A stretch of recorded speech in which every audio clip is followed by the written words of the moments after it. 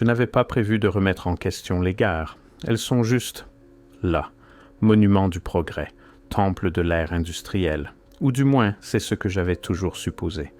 Mais plus je me plongeais dans l'histoire de l'infrastructure ferroviaire mondiale, plus certains détails refusaient d'avoir un sens, pas des incohérences mineures, majeures.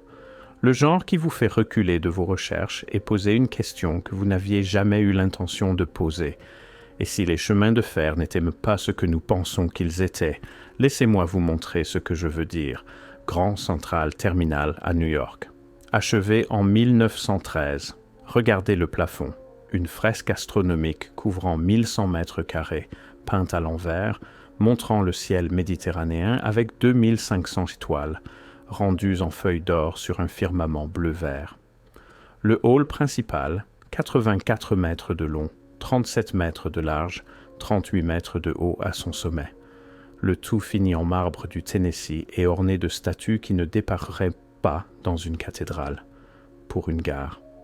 Maintenant, regardez Leipzig Hauptbahnhof en Allemagne, achevé en 1915, la plus grande gare terminus d'Europe par sa superficie, 3 hectares et demi sous un seul toit, une façade s'étendant sur près de 300 mètres, parsemée de 6 tours. À l'intérieur, un hall de telle proportion que les premières photographies peinent à capturer son échelle. La voûte de fer et de verre au-dessus des quais s'élève à 35 mètres dans les airs. Pour des trains qui fonctionnaient au charbon et à la vapeur.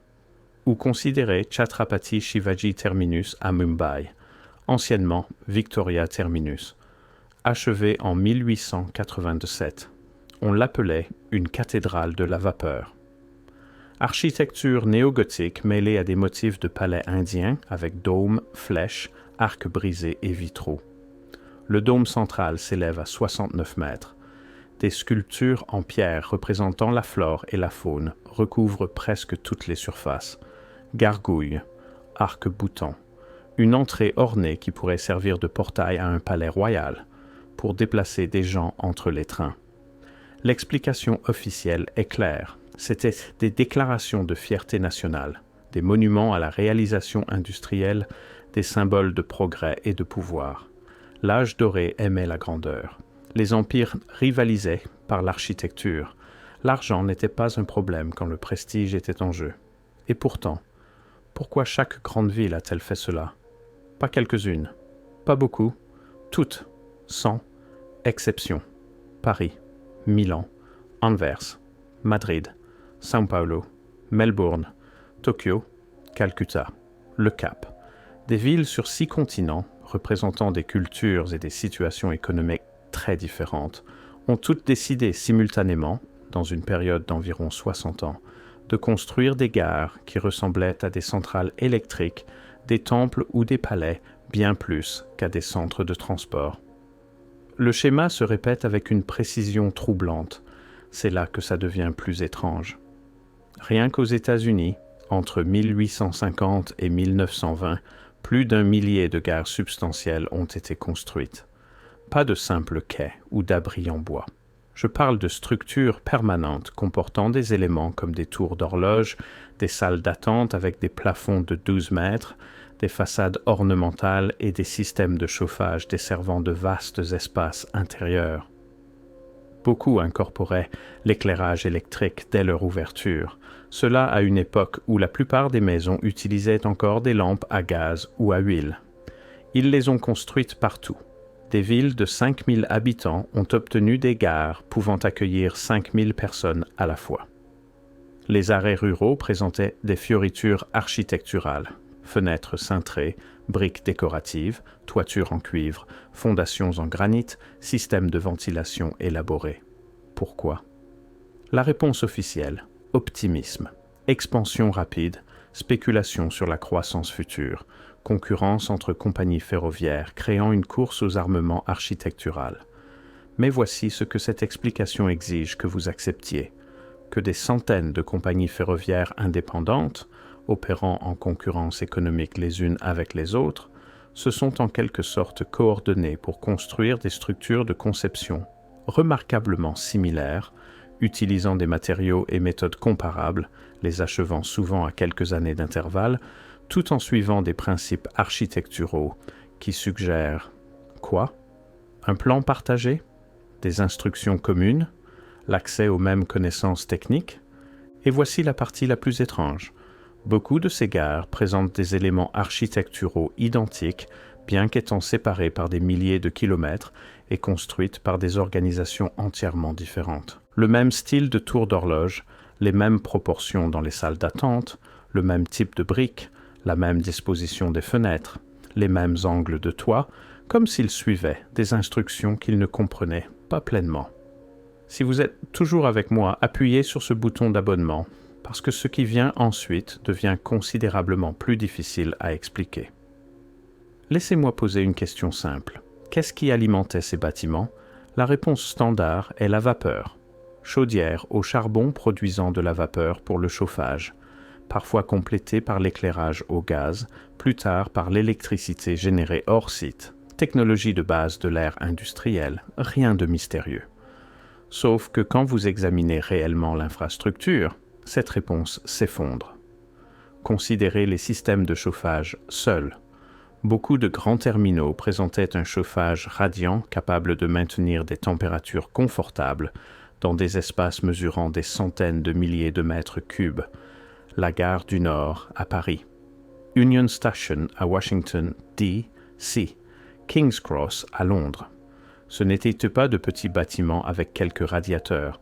On parle de contrôle climatique pour des volumes de taille cathédrale, nécessitant des milliers de BTU par heure et accomplissant cela assez efficacement pour que les gares restent en opération continue toute l'année.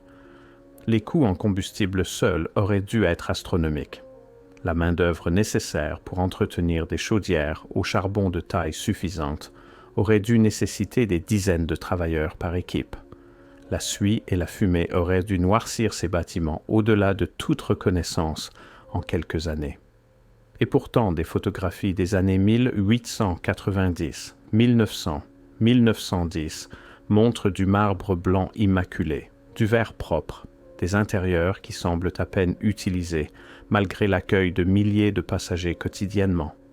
Où sont les résidus de fumée de charbon? Où sont les énormes chaufferies que ces systèmes auraient exigées?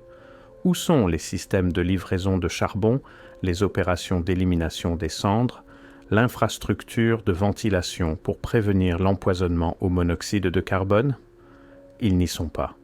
Ou plutôt, ils n'y sont pas à une échelle suffisante pour correspondre aux demandes que ces bâtiments auraient imposées à la technologie à vapeur du XIXe siècle. Cela soulève une question simple mais critique. Quand ces gares ont-elles obtenu l'électricité? Les registres officiels disent que la plupart des grands terminaux ont été électrifiés par phase, l'éclairage d'abord, puis les machines, puis des systèmes opérationnels entiers. Souvent, cela s'est produit des décennies après la construction initiale. Grand Central, par exemple, fonctionnait supposément à l'éclairage au gaz jusqu'à sa rénovation majeure en 1913. Mais quand vous regardez les plans architecturaux originaux, ceux qui ont survécu, beaucoup montrent des systèmes de conduits électriques intégrés dans les fondations. Pas ajoutés plus tard, intégrés, dès le début. Des canaux pour le câblage traversant des murs qui ne seraient électrifiés que 20 ans plus tard. Des pièces dimensionnées et positionnées comme des sous-stations électriques, étiquetées comme espace de stockage ou mécanique dans la documentation officielle. Pourquoi construiriez-vous une infrastructure électrique avant que l'électricité ne soit commercialement disponible dans cette zone? Union Station à Los Angeles. Construction commencée en 1914. Le bâtiment incorporait des systèmes électriques dès le premier jour, cela dans une ville où la distribution électrique à grande échelle était encore en train de s'établir, où la plupart des zones résidentielles n'obtiendraient pourquoi pas d'alimentation fiable avant une autre décennie. La gare l'avait immédiatement, pas seulement des lumières. Contrôle climatique complet, système de signalisation électrique, ascenseur, tout fonctionnant dès l'ouverture du bâtiment. Comment? Plus je creusais dans les registres électriques, plus la chronologie se fracturait. Des gares supposément alimentées par la vapeur montrant des registres de consommation d'énergie des années avant que les réseaux électriques locaux n'existent. Des bâtiments consommant des quantités massives d'électricité, des mégawatts, à des époques où générer ce type de puissance aurait dû nécessiter des centrales électriques dédiées et visibles à proximité. Mais les centrales électriques ne sont pas dans les registres. Ou si elles y sont, elles sont décrites en termes vagues: approvisionnement municipal, génération privée, source industrielle, jamais de détails. Jamais d'installations réelles que vous pouvez localiser sur une carte ou pour lesquelles trouver une documentation architecturale. Le silence était assourdissant, et c'est là que l'aspect temporel devient impossible à ignorer. Avant les chemins de fer, le temps était local, temps solaire. Chaque ville réglait ses horloges en fonction de la position du soleil au-dessus. Midi à Chicago était différent de plusieurs minutes de midi à Cleveland. C'était acceptable jusqu'à ce que les trains commencent à circuler entre les villes selon des horaires. La solution, nous dit-on, était la standardisation. Les compagnies ferroviaires ont établi des fuseaux horaires. Aux États-Unis, cela s'est produit en 1883, non par mandat gouvernemental, mais par coordination ferroviaire privée.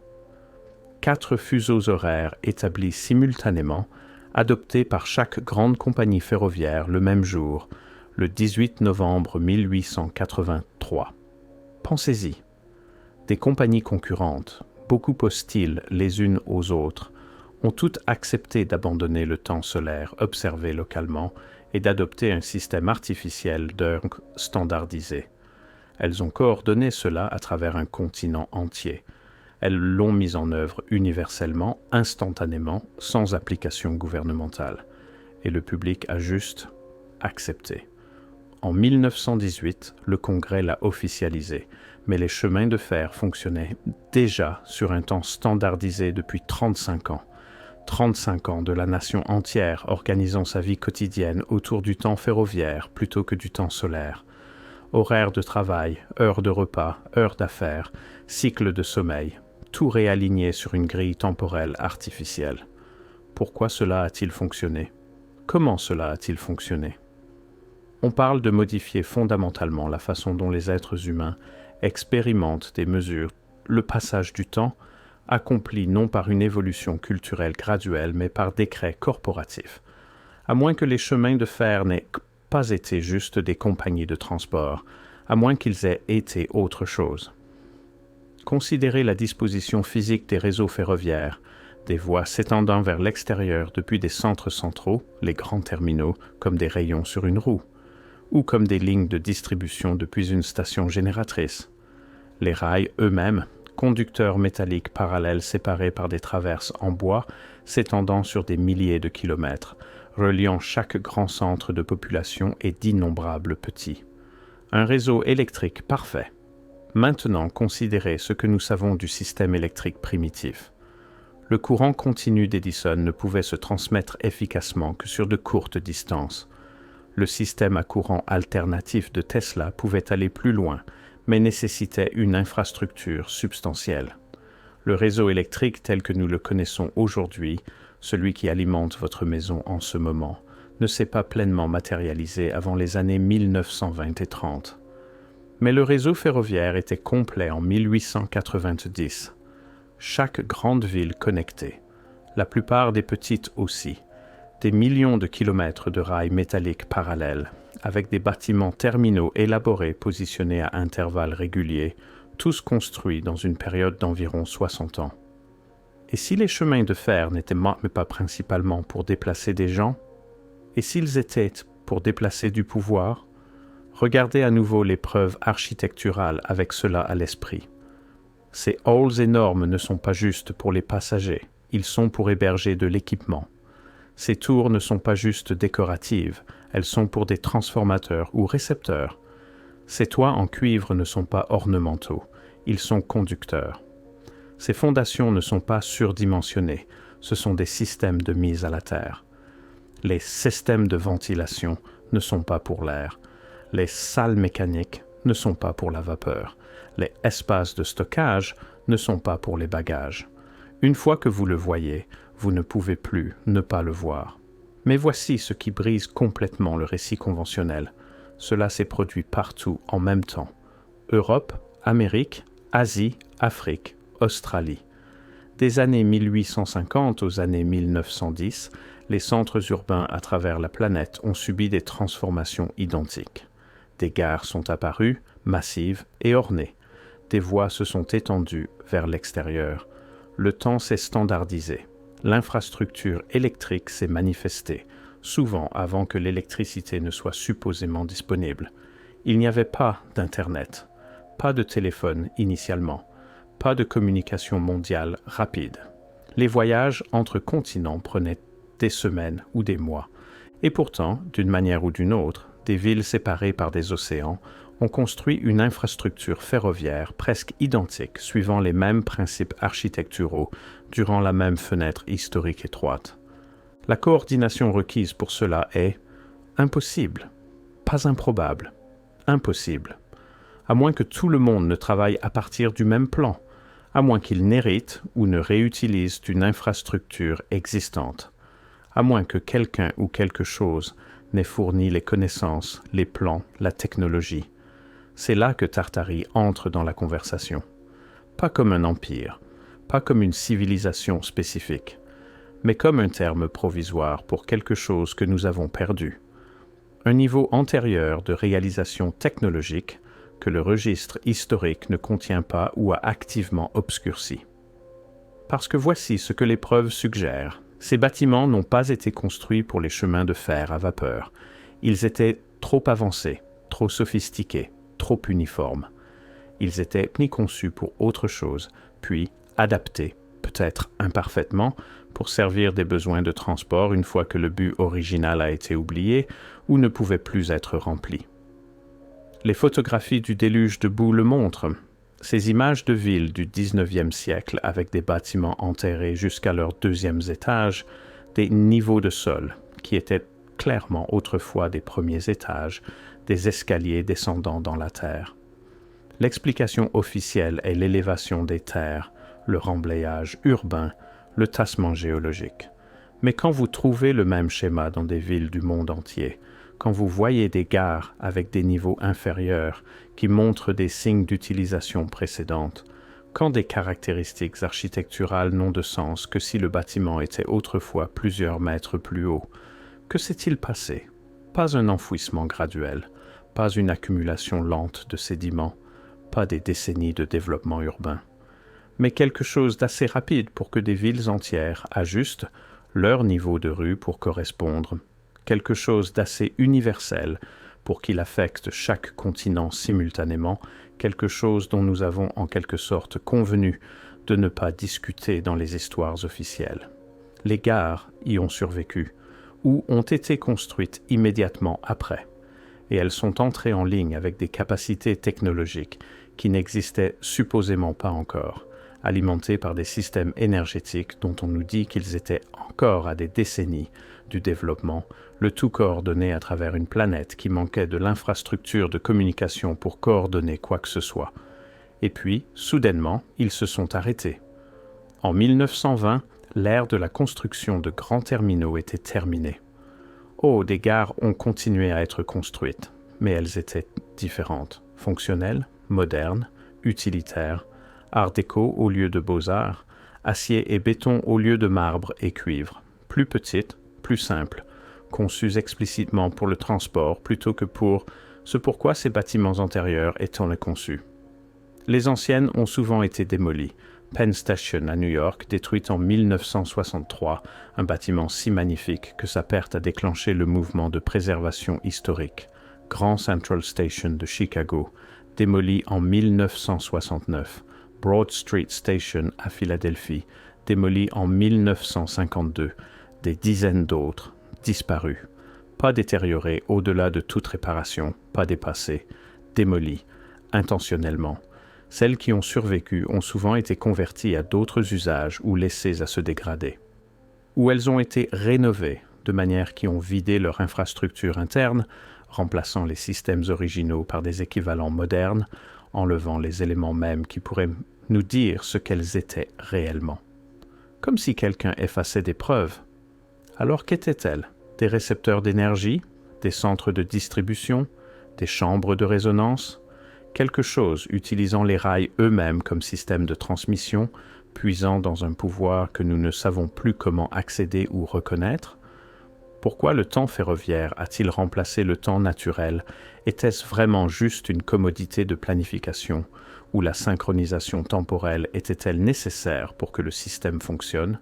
Pourquoi la construction s'est-elle arrêtée si abruptement dans les années 1920? Qu'est-ce qui a changé? Qu'est-ce qui a été perdu? Qu'avons-nous oublié ou choisi d'oublier? Et pourquoi y a-t-il si peu de documentation? Pour une époque supposément obsédée par la tenue de registres, pour des bâtiments qui ont coûté des millions à construire et employé des milliers, la trace papier est suspectivement mince. Plans architecturaux manquants, photographies de construction rares, spécifications techniques détaillées inexistantes, registres financiers vagues.